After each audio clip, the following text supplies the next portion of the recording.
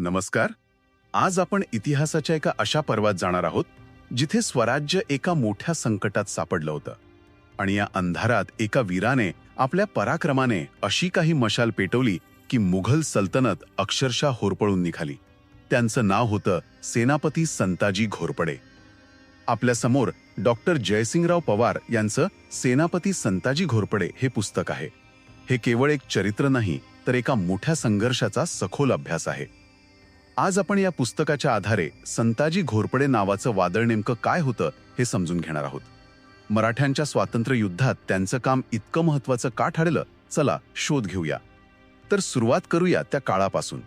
छत्रपती संभाजी महाराजांचं बलिदान झालंय. औरंगजेब लाखोची फौज घेऊन दक्षिणेत उतरलाय.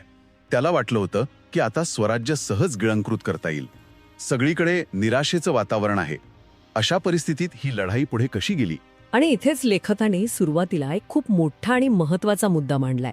तो म्हणजे या काळाचा इतिहास लिहिताना आपल्यासमोर एक आव्हान उभं राहतं. या स्वातंत्र्य युद्धाबद्दलची जवळपास 80 ते 90% माहिती आपल्याला मुघल साधनांमधून म्हणजे फारशी भाषेतल्या बखरी आणि कागदपत्रांमधून मिळते. मराठ्यांची साधनं तुलनेनं खूप कमी आहेत. अरे बापरे, म्हणजे आपल्याला हा इतिहास आपल्या शत्रूच्या नजरेतून वाचावा लागतोय. बरोबर. हे तर खूपच मोठी अडचण झाली. मग लेखक डॉक्टर पवार यांनी यावर मात कशी केली? म्हणजे यातून खरं सत्य कसं शोधून काढायचं? हाच संशोधकाचा खरा कस असतो. शत्रू सुद्धा जेव्हा एखाद्या योद्ध्याचं वर्णन भीतीने आणि आश्चर्याने करतो तेव्हा त्या वर्णनात एक सत्य दडलेलं असतं. पवार यांनी तेच केलंय. त्यांनी मुघल इतिहासकारांनी लिहिलेल्या गोष्टींमधील अतिशयोक्ती बाजूला सारून त्यात दडलेल्या तथ्यांचा अभ्यास केला. अच्छा.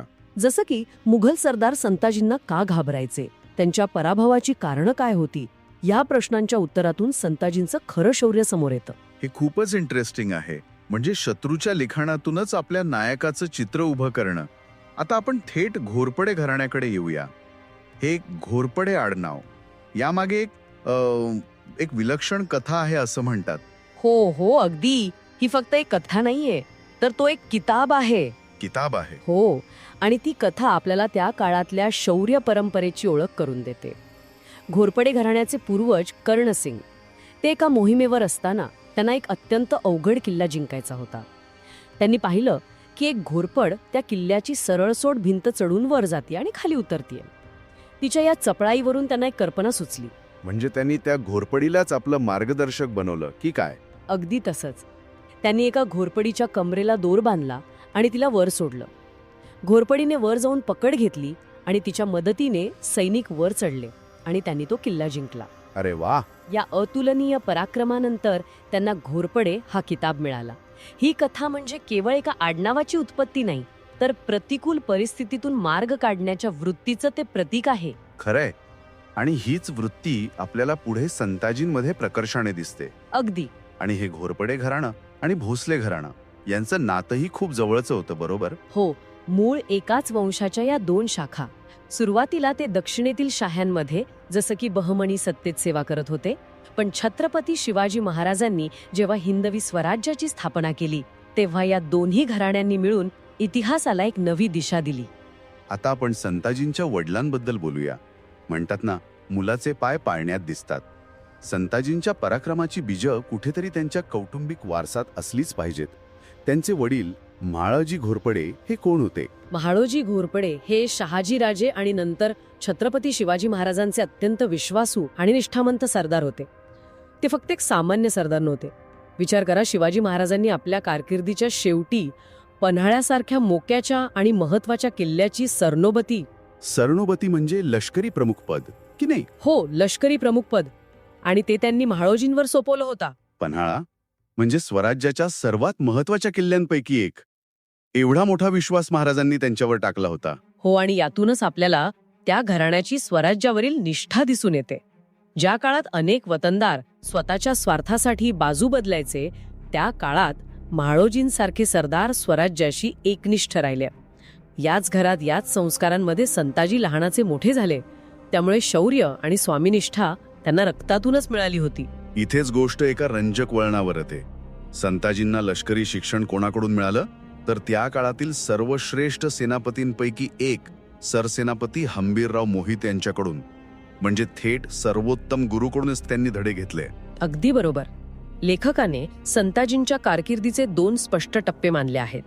पहिला म्हणजे शिवाजी महाराज आणि संभाजी महाराजांच्या काळातला, जो त्यांचा उमेदवारीचा किंवा शिकण्याचा काळ होता, आणि दुसरा म्हणजे राजाराम महाराजांच्या काळातला, जिथे त्यांच्या नेतृत्वाने आणि पराक्रमाने इतिहास घडवला. पण या पहिल्या टप्प्याबद्दल, त्यांच्या उमेदवारीच्या काळाबद्दल फारशी माहिती का मिळत नाही? याचं कारण असं की तेव्हा ते हंबीररावांसारख्या मोठ्या सेनापतीच्या हाताखाली काम करत होते. जेव्हा एखादा नवखा योद्धा मोठ्या सेनापतीसोबत असतो तेव्हा विजयाचं श्रेय त्या मोठ्या सेनापतीला मिळतं. अच्छा. पण याचा अर्थ असा नाही की संताजींनी काही पराक्रम केला नाही. ते पडद्यामागे राहून शिकत होते, अनुभव घेत होते. शिवाजी महाराजांच्या 1677च्या प्रसिद्ध कर्नाटक मोहिमेत ते सहभागी होते, याच्या नोंदी आहेत. म्हणजे वयाच्या विशीच ते स्वराज्याच्या सर्वात मोठ्या मोहिमांपैकी एका मोहिमेचा भाग होते. त्या मोहिमेतून ते काय शिकले असतील? खूप काही. एकतर दूरच्या प्रदेशात जाऊन अनोळखी वातावरणात रसद पुरवठा कसा सांभाळायचा, स्थानिक सत्तांशी कसं वागायचं, आणि मुख्य म्हणजे गनिमी काव्याचा मोठ्या स्तरावर वापर कसा करायचा, हे सगळं त्यांनी हंबीररावांच्या नेतृत्वाखाली अनुभवलं. आणि याच अनुभवाचा त्यांना पुढे फायदा झाला असणार. नक्कीच. याच काळातल्या कारकिर्दीमुळे शिवाजी महाराजांनी त्यांना जमुलेदार म्हणजे एका तुकडीचं प्रमुखपद दिलं होतं. आणि पुढे संभाजी महाराजांच्या काळातही त्यांनी कर्नाटकात बंड मोडून काढण्याची एक स्वतंत्र मोहीम यशस्वी केली होती. नौखे योद्धे नव्हते, ते एक तयार झालेले अनुभवी आणि पराक्रमी सेनानी होते. संकटाने फक्त त्यांच्या आतल्या नेतृत्वाला बाहेर येण्याची संधी दिली. तुम्ही अगदी अचूक शब्द वापरलात, संधी. संभाजी महाराजांना मुघलांनी पकडलं, त्यांची निर्घृण हत्या केली, रायगडाला वेढा पडला. असं वाटत होतं की आता सगळं संपलं. पण याच काळात मराठ्यांनी एक अविश्वसनीय निर्णय घेतला.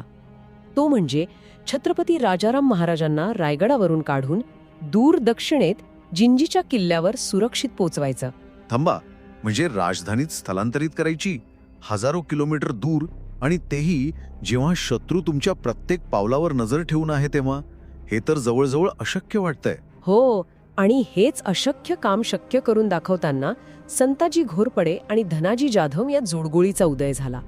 राजाराम महाराजांना जिंजीला पोचवण्याच्या या धोकादायक प्रवासात त्यांनी मुघल सैन्याला अक्षरशः वेड लावलं. कसं काय? इपणी एका मार्गाने जायचे, कधी दुसऱ्या मार्गाने, कधी अचानक हल्ला करून गायब व्हायचे. मुघलांना कळतच नव्हतं की नक्की काय होतंय. आणि याच काळात त्यांनी तो सर्वात धाडसी पराक्रम केला, ज्याची इतिहासात नोंद झाली. थेट औरंगजेबाच्या छावणीवर हल्ला.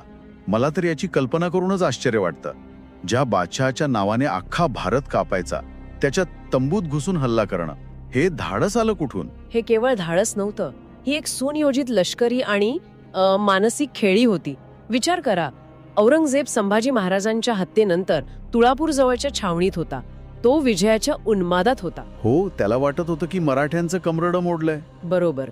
अशा वेळी त्याच्या छावणीवर हल्ला होऊ शकतो ही कल्पनाच कोणी केली नसेल, आणि संताजींनी याच गोष्टीचा फायदा घेतला. त्यांनी नेमकं काय केलं? ज्यामुळे तंबू कोसळला आणि छावणीत एकच गोंधळ उडाला. आणि जाता जाता त्यांनी बादशाहच्या तंबूवरचे सोन्याचे कळस कापून आणले. अविश्वसनीय. म्हणजे ते फक्त हल्ला करून परत आले नाहीत, तर सोबत पुरावा पण घेऊन आले की आम्ही कुठे पोचलो होतो. याचा परिणाम काय झाला असेल? याचा परिणाम प्रचंड मोठा होता. याला म्हणतात सायकोलॉजिकल वॉरफेअर. या हल्ल्याने लष्करी नुकसान झालं असेल, पण त्यापेक्षा जास्त मानसिक खच्चीकरण झालं. अख्खं स्वराज्य ज्या घटनेमुळे दुःखात बुडालं होतं, त्या घटनेच्या मुख्य सूत्रधाराला म्हणजे औरंगजेबाला त्याच्याच घरात जाऊन मारल्यासारखं होतं हे. हो ना. या एका घटनेने मराठ्यांचं मनोधैर्य आकाशाला भिडलं आणि मुघलांच्या मनात भीतीचा किडा वळवळायला लागला.